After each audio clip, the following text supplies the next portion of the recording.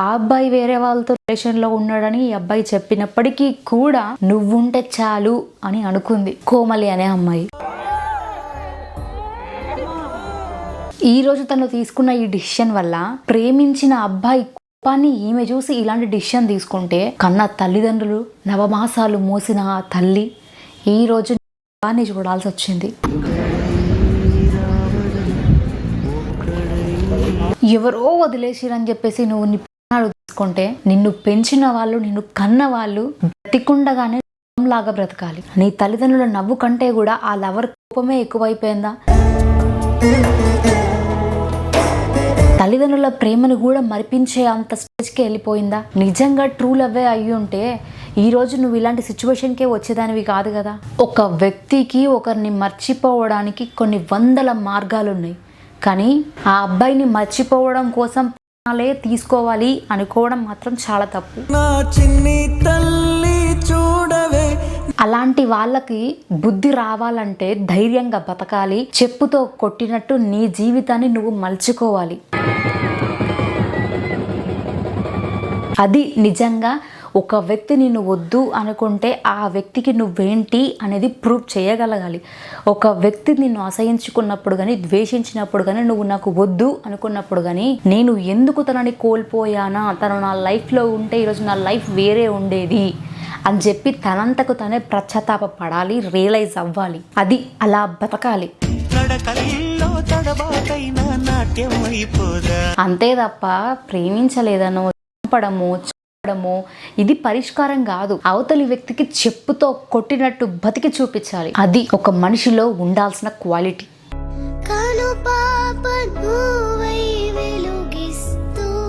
ఇలాంటి సిచ్యువేషన్స్లలో ప్రాణం తీసుకోవడం ఒకటే మార్గం అని అనిపిస్తుంది. ఆ ప్రాణం నీదే కావచ్చు, కానీ ఆ ప్రాణం వెనుక నీ తల్లిదండ్రులు నీ గురించి కన్నా కోటి ఆశలున్నాయి.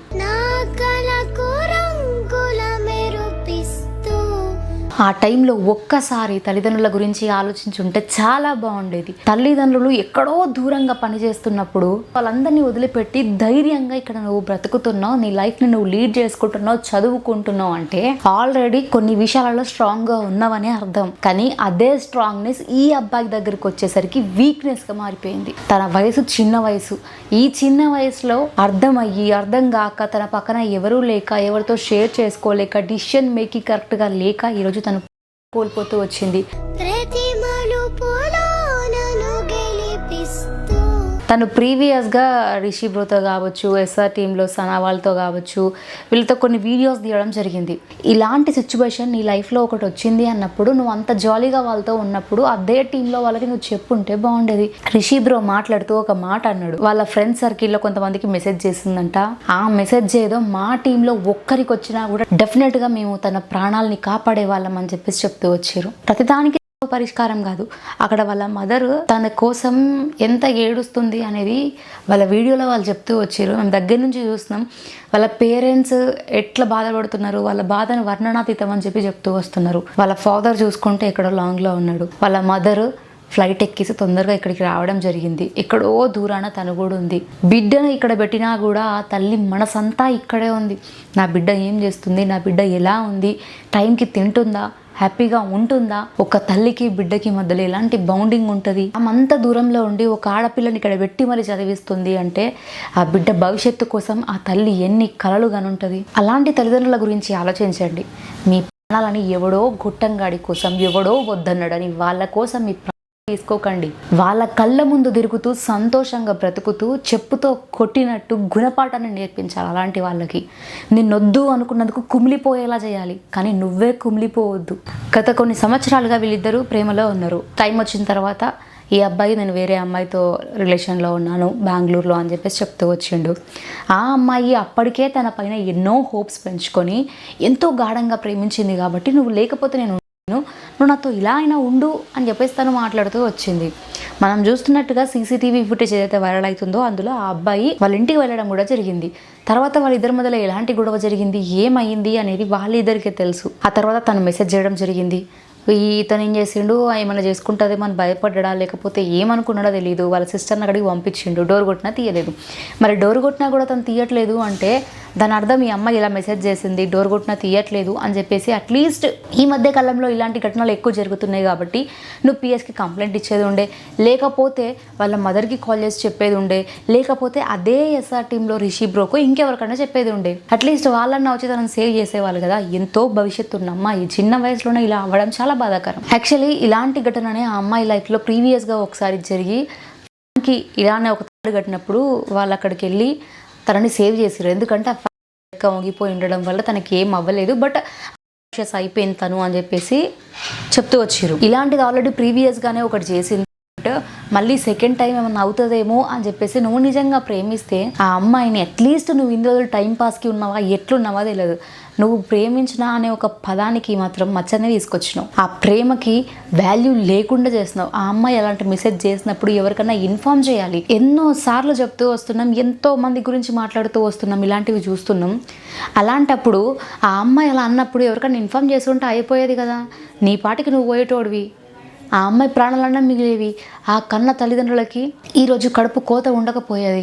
అలాంటివి ఏమీ నువ్వు చేయకుండా ఈరోజు కొన్ని న్యూస్లో నేను విన్నా ఆ అబ్బాయి ప్రజెంట్ పరారీలో ఉన్నాడు అని చెప్పేసి మాట్లాడుతూ వస్తున్నారు. తెలిసి తెలియని ఏజ్లలో ప్రేమించి ఒక వ్యక్తి మన సర్వస్వం, ఇంకా వాళ్ళు లేకపోతే బ్రతకలేను అని అనుకోవడం మాత్రం మూర్ఖత్వం. అయితే డెఫినెట్గా మనల్ని నవమాసాలు మోసి మనకు ఒక ఏజ్ వచ్చే వరకు మనల్ని పెంచిన తల్లిదండ్రులను వదిలేసి కూడా అప్పుడప్పుడు హాస్టల్లో ఉంటాం. తల్లిదండ్రులు అంత ప్రేమ చూపించినా మన కోసం అన్ని చేసినా కూడా హాస్టల్లో ఉన్నప్పుడు ఆ తల్లిదండ్రులు లేకపోతే నేను ఉండలేను అని మాట్లాడే వాళ్ళు చాలా తక్కువ మంది ఉంటారు. కానీ అదే ప్రేమ విషయానికి వచ్చేసరికి ఒక రోజు మాట్లాడకపోతే ఉండలేను, ఒక మెసేజ్ చేయకపోతే ఉండలేను, మాట్లాడకపోతే చూడకపోతే అసలు నాకు పొద్దు గడవదు అనేటట్టు మాత్రం మారకండి. లైఫ్లో ఏది జరిగినా సరే మన మంచి కోసమే అనుకోవాలి. అక్కడ నుంచి ఇంకో కొత్త చాప్టర్ని మొదలు పెడుతున్నాం అనుకోవాలి. కానీ అదే సర్వస్వం అని తీసుకోకండి అని చెప్తున్నా. ప్రేమించకూడదు అని నేను చెప్తలేను, కానీ మీ తీసుకోకండి. మీ కన్న వాళ్ళకి శోకాన్ని మిగిల్చకండి. అయిపోతే మహా అంటే ఎంత చెప్పండి, కొన్ని రోజులు ఏడుస్తారేమో, తర్వాత అందరూ మర్చిపోతారు. కానీ నీ తల్లిదండ్రులు వాళ్ళు బ్రతికున్నంత కాలం జీవితాంతం ఏదో వాళ్ళకి శిక్ష వేసినట్టు ఆ పెయిన్ని అనుభవిస్తూనే ఉండాలి. పోనీ ఈరోజు నువ్వు ఎవరి కోసం వాడేమన్నా అనుభవిస్తాడు, ఆ పెయిన్ని అనుభవించాడు, పోతే పోయింది, లైన్ క్లియర్ అయింది, నేను ఇంకా ఆమెతో హ్యాపీగా ఉండొచ్చు అని అనుకుంటాడు కదా. ఎవరికైనా సరే లవ్లో ఫెయిల్ అయితే లైఫ్లో ఫెయిల్ అయినట్టు కాదు. అది లైఫ్లో మీకు ఒక గుణపాఠం అనుకోండి. తప్పులు ప్రతి ఒక్కరు చేస్తారు అనుకోండి, ఆ తప్పుని మళ్ళోసారి రిపీట్ చేయకుండా చూసుకోండి. లైఫ్లో లవ్ ఫెయిల్యూర్లు అయిపోయిన వాళ్ళు చాలామందే ఉన్నారు, బాధలు పడుతున్న వాళ్ళు చాలామందే ఉన్నారు.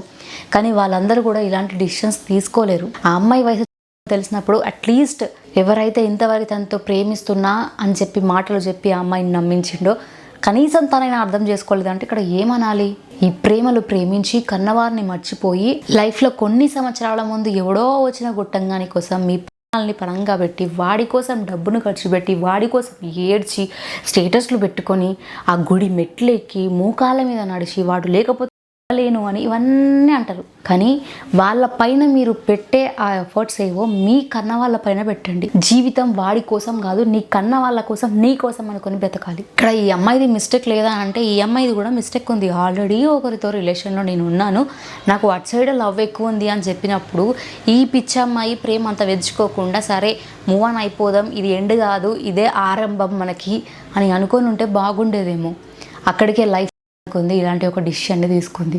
దయచేసి ప్రతి ఒక్కరికి చెప్తున్నా, ఇలాంటివి మీ లైఫ్లో జరిగితే మీ ఫ్రెండ్స్తో షేర్ చేసుకోండి, లేకపోతే మీకు నమ్మకంగా ఉన్న వాళ్ళతో షేర్ చేసుకోండి, వీలైతే మీ ఫ్యామిలీతో కూడా షేర్ చేసుకోండి. ఇలాంటివి చాలామంది ఫ్యామిలీ కంటే కూడా ఫ్రెండ్స్తో ఎక్కువ చెప్తారు, లవర్తో ఎక్కువ షేర్ చేసుకుంటారు వాళ్ళకు ఉన్న బాధల్ని. కానీ చాలామంది చేసే పొరపాటు ఏంటి అంటే ఎవరికి చెప్పినా కూడా ఎవరు మన బాధని అర్థం చేసుకోలేరు. మహా అంటే నిలదీస్తారు, మాటలు అంటారు, లేదా కొంచెంసేపు బాధపడతారేమో. కానీ నీ తల్లిదండ్రులకి నువ్వు ఒక్కసారి చెప్పి చూస్తే వాళ్ళు కొంతమంది మాత్రం కోపంలో ఒక మాట అంటారు, ఇట్లా ఎందుకు చేసినావు అట్లా కాదు అని అంటారు. కానీ ఇంకా కొంతమంది తప్పు ఒప్పుకుంది కదా నా బిడ్డ అని చెప్పి దగ్గరికి తీసుకుంటారు. అది నిజమైన ప్రేమ, కల్మషం లేని ప్రేమ, స్వచ్ఛమైన ప్రేమ. అలాంటి ప్రేమ ఈ రోజులలో ఎక్కడా లేదు. ఈ ప్రేమలు, లవ్వులు, కొవ్వులు అనుకుంటే జీవితాలని నాశనం చేసుకోకండి. మీ పణంగా పెట్టకండి. ఎంతో లైఫ్ ఉంది, మీరు లైఫ్లో ఎన్నో అచీవ్ చేయాలి, మీకు ఎన్నో డ్రీమ్స్ ఉంటాయి, వాటిని ఫుల్ఫిల్ చేసుకోవడానికి ప్రయత్నించండి. ఒక ఎవడో గుట్టంగాని కోసం మీ ప్రాణాలని ఇలా వృధా అయితే అవ్వనివ్వకండి. బ్రేకప్లు జరిగి లైఫ్లో ఒక మంచి స్టేజ్లో ఉన్న వాళ్ళు ఎంతమంది లేరు? బ్రేకప్లు జరిగినప్పటికీ, ఒకరు వదిలేసినప్పటికీ కూడా ఆ లైఫ్లో వాళ్ళు ఇదే నాకు ఒక స్టార్టింగ్ పాయింట్, ఇదే ఒక రియలైజేషన్ పాయింట్ అనుకొని లైఫ్లో ముందుకెళ్ళిన వాళ్ళు ఎంతమంది లేరు? ప్రతి ఒక్కరు అవే పరిష్కారం అయితే అనుకోవట్లేరు కదా. సరే, కొంతమంది తీసుకోగలుగుతారు, కొంతమంది తీసుకోలేరు. అలాంటివి మీరు తీసుకోలేనప్పుడు, మీ వల్ల కంట్రోల్ అవ్వనప్పుడు ఎవరికైనా చెప్పే ప్రయత్నాలు చేయండి తప్ప ఇలాంటి డిసిషన్స్ మాత్రం తీసుకోకండి. ఇది మాత్రమే నేను మీ అందరినీ రిక్వెస్ట్ చేస్తున్నా. ఎవరైతే స్పెషల్గా ప్రేమ వాళ్ళు ఇలా అయిపోయినాం, అలా అయిపోతున్నాం, మాకు అసలు ఏం తోస్తలేదు, వాడే ప్రపంచం అయిపోయిండు అని మాట్లాడే వాళ్ళకి ఒకటే చెప్తా, మీ ఫ్రెండ్స్, మిమ్మల్ని నమ్మే వాళ్ళు కావచ్చు, లేకుంటే మీ ఫ్యామిలీ వాళ్ళు కావచ్చు, ఎవరికో ఒకరికి షేర్ చేసుకోండి. బాధ చెప్పుకుంటే తీరుతుంది అంటారు, లేకపోతే మీకు ఆ బాధ తీరే వరకు ఏడవండి. కానీ ఒక్కసారి మనం బాగా ఏడ్చేసినాం అనుకో, ఆ బాధ అట్లీస్ట్ మన లోపల సగమైనా పోతుంది. నీ బాధను ఒకరికి చెప్తే హేళన చేస్తారు అనుకున్నప్పుడు నీలో నువ్వు ఏడ్చుకోవడం ఉత్తమం, కానీ ఇలాంటివి చేయడం మాత్రం ఉత్తమం కాదు. అదొకటి గుర్తుపెట్టుకోండి.